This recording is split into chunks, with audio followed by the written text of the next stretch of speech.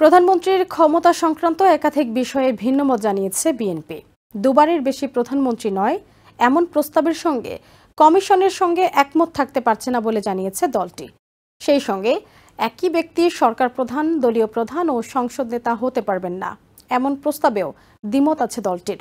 তবে প্রধানমন্ত্রীর বিদ্যমান ক্ষমতা বহাল রেখে রাষ্ট্রপতির ক্ষমতা বাড়ানোর সুপারিশে জাতীয় ঐকমত্য কমিশনের সঙ্গে একমত পোষণ করেছে বিএনপি। রবিবার জাতীয় সংসদের এলডি হলে ঐকমত্য কমিশনের সঙ্গে বৈঠকের বিরতিতে এসব কথা জানান বিএনপির স্থায়ী কমিটির সদস্য সালাউদ্দিন আহমেদ। দলের স্থায়ী কমিটির সদস্য সালাউদ্দিন আহমেদের নেতৃত্বে 5টি কমিশনের সংস্কার প্রস্তাবের ওপর মতামত জানাতে জাতীয় ঐকমত্য কমিশনের সঙ্গে বৈঠক করেছে বিএনপি। রবিবার সকাল 11টায় জাতীয় সংসদ ভবনের এলডি হলে দ্বিতীয় দিনের মতো এই বৈঠক অনুষ্ঠিত হয়।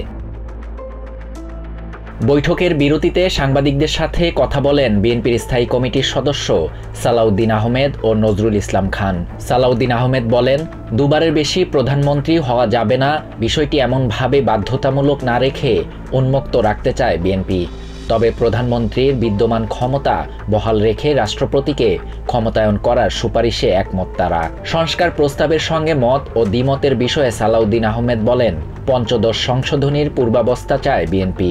রাষ্ট্রের নাম পরিবর্তনের সঙ্গে একমত নয় বলেও জানান তিনি। একই ব্যক্তি সরকার প্রধান, দলের প্রধান ও সংসদ নেতা হতে পারবেন না এমন প্রস্তাবেও নিজেদের দ্বিমতের কথা জানান সালাউদ্দিন। বিএনপির স্থায়ী কমিটির এই সদস্য বলেন, সংসদে নারীর আসন 100টি করার বিষয়ে বিএনপি একমত। তবে পরবর্তী সংসদের পর অর্থাৎ ত্রয়োদশ সংসদে কিভাবে নারীরা সংসদে প্রতিনিধিত্ব করবেন তা সংসদে আলোচনা করে সিদ্ধান্ত নেয়ার পক্ষে তার দল।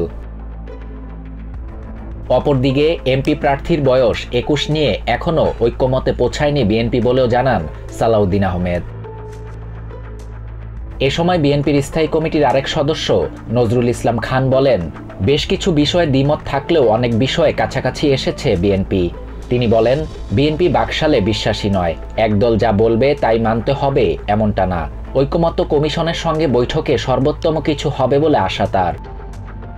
শাহরিয়ার শাফাত, TVN 24 নিউজ ডেস্ক।